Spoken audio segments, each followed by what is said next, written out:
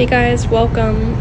Just want to start by saying this is a few years back now at this point, so I'm super late into posting my documentation and sharing it with the world, but here I am finally doing so, and thanks for joining along.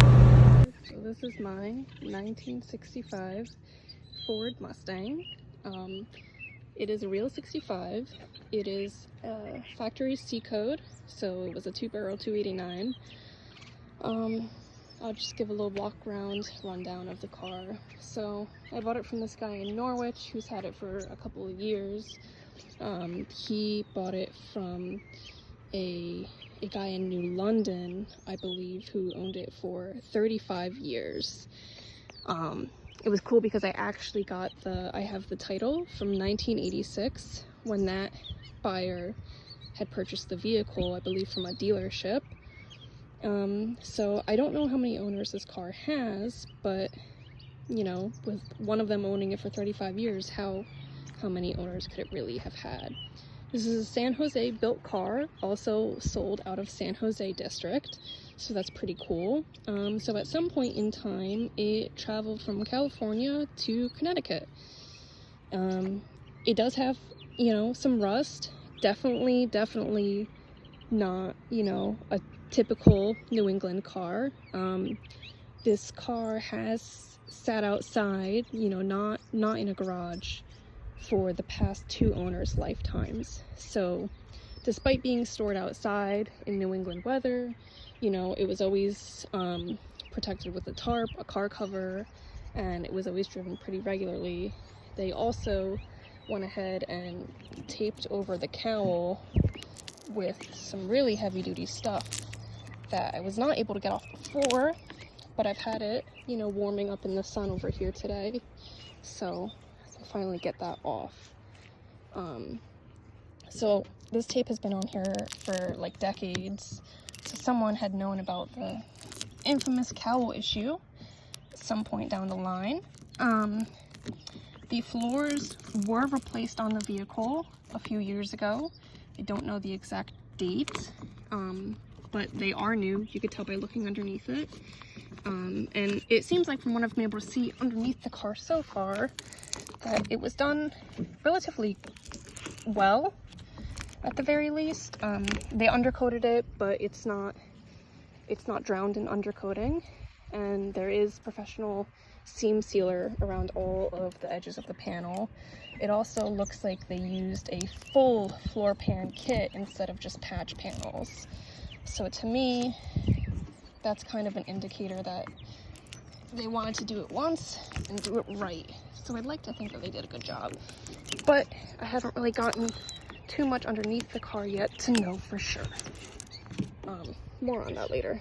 So anyways, it is an original Caspian blue on blue interior car, standard interior with the automatic transmission and the early style 65 sweep speedometer, which I personally prefer. And it's got the early clip-on style handles everywhere with a white headliner. I don't know if the white headliner is original, but it looks to be Ford OEM underneath, so I believe it should be. The cool thing about this car is that it's got a lot of quirks. I mean, who on earth? The carpet is new. It's obviously red on a blue interior, which is totally ugly in my opinion. And it's got Toyota Celica retractable seat belts. So, you know, you look at this car online and you're like, what the heck is this thing? Like, this thing is clapped out, but runs, drives, stops, no electrical, no charging issues, no parasitic battery drain.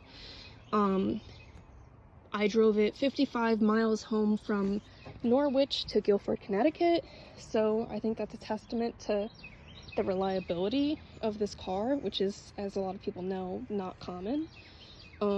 It does unfortunately have a motor swap. It is not the original motor.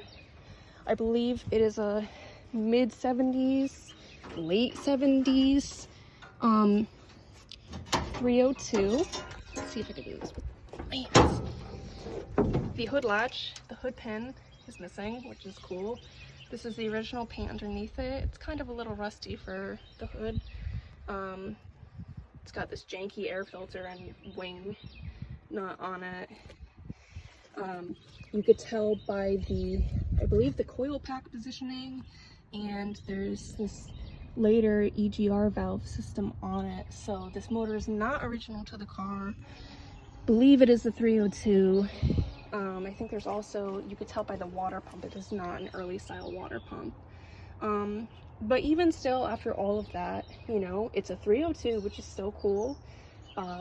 Runs and drives, drove it home. And it's still, at the end of the day, a factory V8 car, which is cool because obviously you have the factory 5-lug suspension. Converting a 6-cylinder car and converting all the suspension, and to me, that's just not worth the time. So I'm already starting with an okay suspension setup. Can still be upgraded for sure, but you know, I don't have to waste time, you know, stepping onto that immediately. So yeah, I mean, there is some rust on the vehicle. I'm pretty confident I will need to replace the cowl. Not sure how soon I want to do that. Kind of undecided.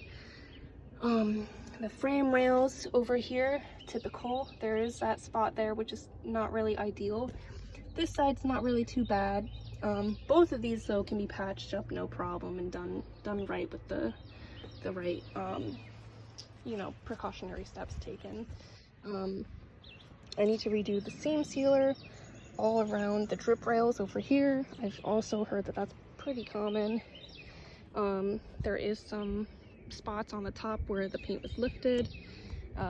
Going back to the red interior, the owner who had it for 35 years decided no more blue on blue. He was going to start tackling a red on red conversion. That's what his intention was. That's why the car is painted. But it just never got to that point. All of the glass on the vehicle is original. Let's see, I don't know. Yep, is original car light. So I'm not sure if it's exactly original to the car. I haven't done the date code conversion yet to know for sure. But at the very least, it's all original Ford glass. So that's great. That's also not common. So yeah, that's pretty much it. The great thing about the car is that the lights in here still work. The horn was working. The dash has not been cut for an aftermarket radio. You know, it's just all around a solid car. Rockers are good for the most part, despite the paint chipping off everywhere.